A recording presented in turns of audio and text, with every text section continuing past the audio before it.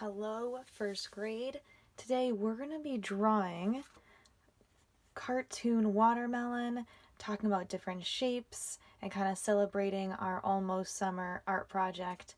And I'm going to show you a bonus project to put with our watermelon, and it is called a paper weaving mat. So it looks like we're having a picnic and we have our watermelon on top of our woven picture. I'm going to put these guys off to the side. The supplies you'll need today is a blank piece of paper, pencil, and coloring supplies for your watermelon. If you would like to do the paper weaving, you'll need two different color background pieces of paper. I am going to use dark blue and light blue for that, but you could always use one color and one piece of white paper, like how I did on this example. You'll also need scissors and tape to hold your little paper strips down. So I'm going to move this guy off to the side, and I'm actually going to focus on my watermelon drawing. I'm going to have my paper off to the side, horizontal or long ways, and I'll put my watermelon right here. I'm going to draw with marker today so you can see how I draw the watermelon a little bit easier. Our first step is to make a really big U, the letter U. We make it really long and go up.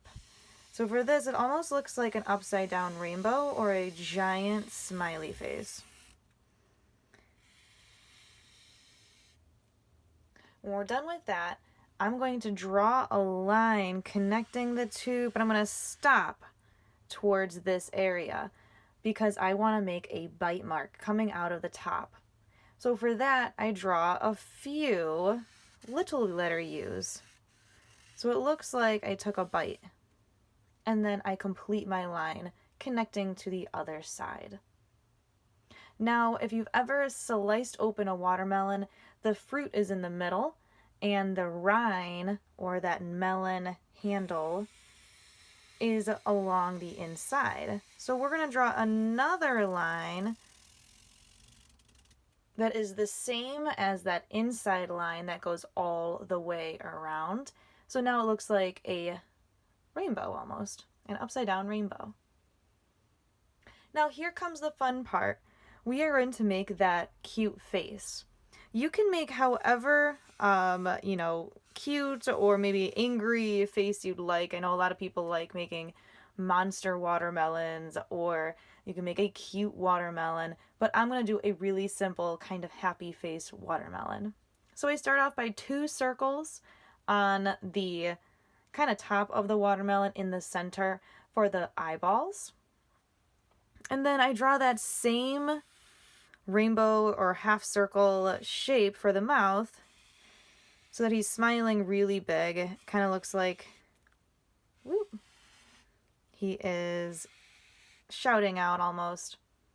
And then I make a row of teeth that goes halfway across, and then I make a little line for those teeth. So he's smiling really big. Now, before I go on to the seeds around him, I am going to color in the eyes. And I color in the inside of his mouth. You could always make a tongue if you would like to.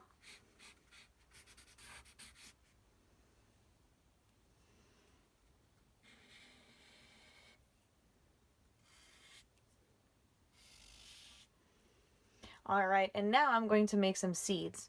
And seeds, when you eat a watermelon, they're the shape of a raindrop or a teardrop. I'm going to make 3 on each side of my face. For these, you can either leave them open or you can color them in. I'm going to color mine in really quick.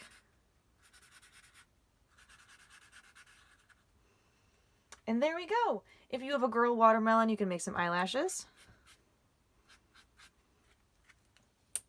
But this one is a boy. So I'm going to cap my marker, and now that we have our watermelon, before I cut it out, I want to color it. You guys can use whatever you have available. What I'm going to use today are some markers. and some crayons. There we go. And what I did for this guy is, if you see a watermelon, the outside of the watermelon is different shades of green. There's light green, there is dark green. So I'm going to use my dark green marker, and I'm going to make some big green sections. So I'm just doing kind of dark green space, dark green space. Again, guys, you can use whatever you have available, whether that is markers, crayons, color pencils, pastels, anything you got. All right. And now for my light green, I don't have a light green marker, but I do have a light green crayon. So I'm going to go in between my dark green, and I'm going to add some light green. Now I need to take my red crayon and color the inside of my watermelon. If you have markers, you can go ahead and take a marker and color in your watermelon. I am going to use a crayon because it's a little easier for me.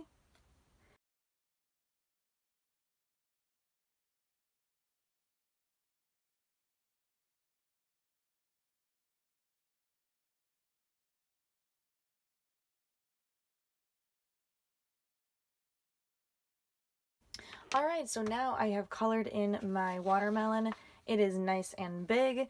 I'm going to go ahead and take my scissors and practice cutting around it.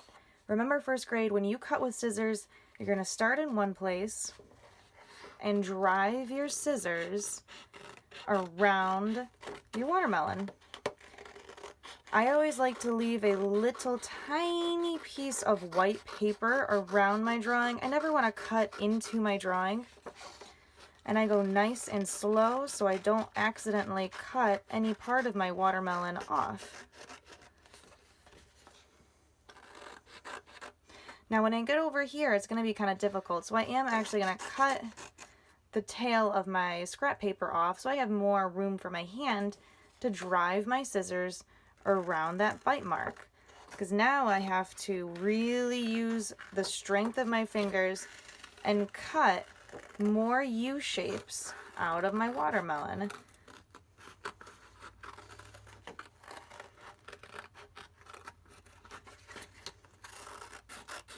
And then I just need to drive up my scissors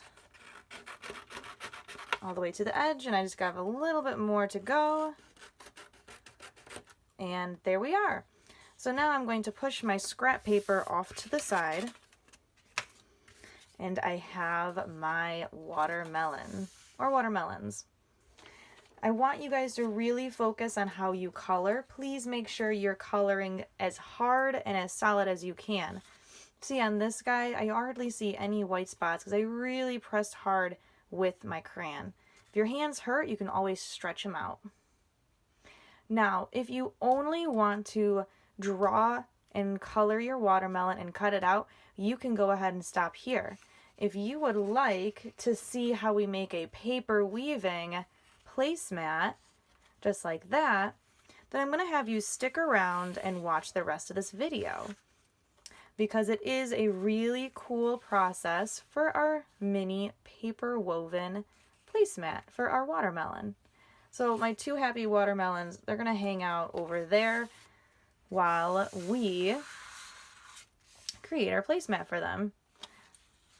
So our placemat needs to be made of 2 pieces of paper. You can choose if you want maybe one white piece, one blue piece, one any color piece that you have. I'm going to go ahead and I'm going to use my dark blue piece and my light blue piece. One piece is going to be cut into strips. And let's first do that. So take whatever paper, and it doesn't matter because they'll both look the same.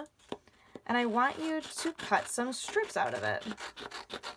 I am not even measuring, I'm just cutting some strips out of it, and they're about 2 fingers width apart. And I just drive my scissors all the way up my paper.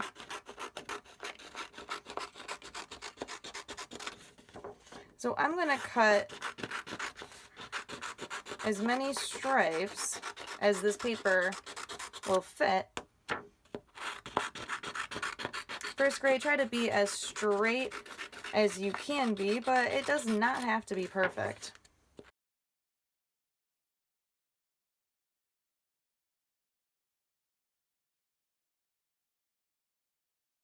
All right, so now I have a pile of my long cut pieces of paper.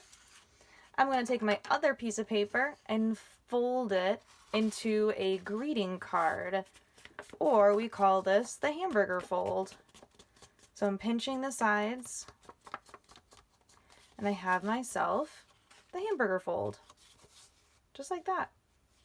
I want to make sure that I am going to be cutting into my folded side. So I hold that opening with my hand, and I'm going to grab my scissors again, and I'm going to cut a few stripes into my paper.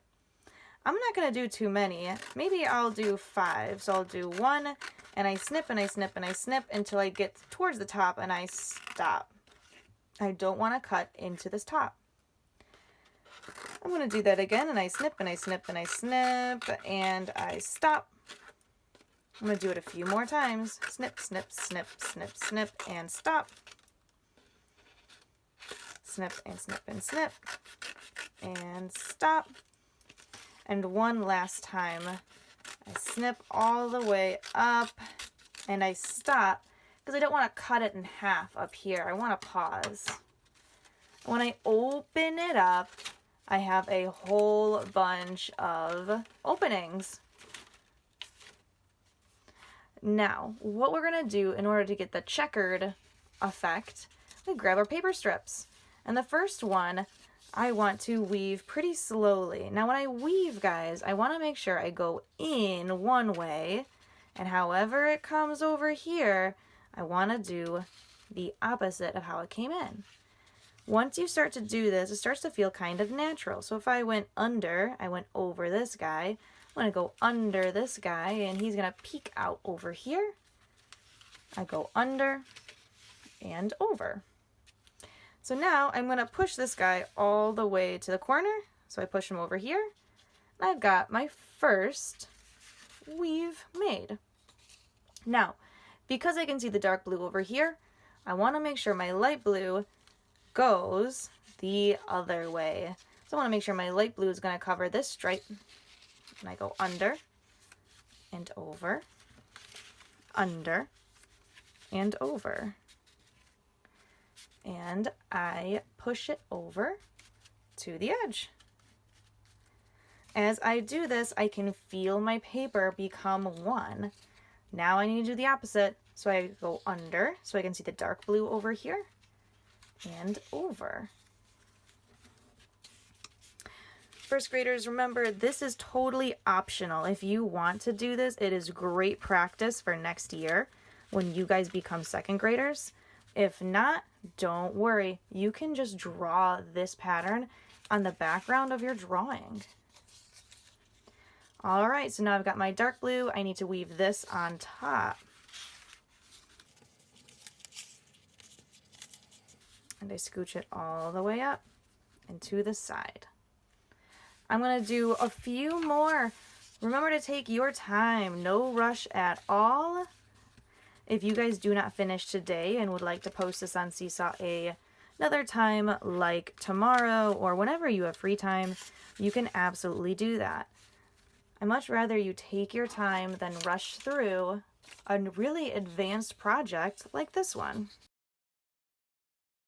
All right, I'm coming down to my last couple strips because I could feel that I don't think I'll have enough room for much more.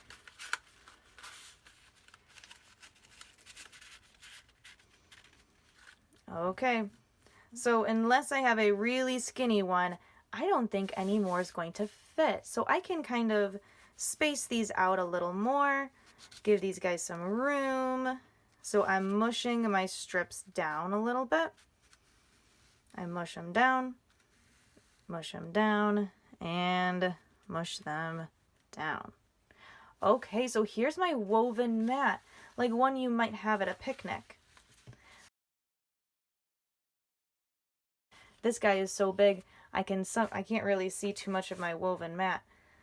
If I do it on this guy, you can see it a little bit better. I also cut the top of my paper so it looks very straight or uniform. So if you'd like to see how that works, I just take my scissors and I hold down my strips. You don't have to glue them all down for this project. They might be a little bit loose and that's okay.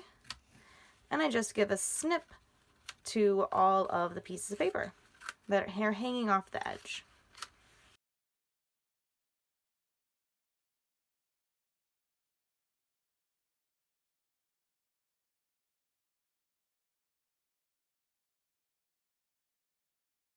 All right, let me readjust some of these strips. I've got some more confetti I'm going to push to the side. Awesome. So I've got my placemat. I've got my watermelon. You guys have the choice. If you'd like to use a glue stick to glue this down, you can. Remember to flip over your watermelon, take your glue, and glue him down. I just outline the edge of him, and I'm going to glue him onto the placemat, just like that. You can also use tape, or you can just have it lay on top if you don't have anything. All right, guys, I cannot wait to see your finished paper weavings and watermelon cartoons.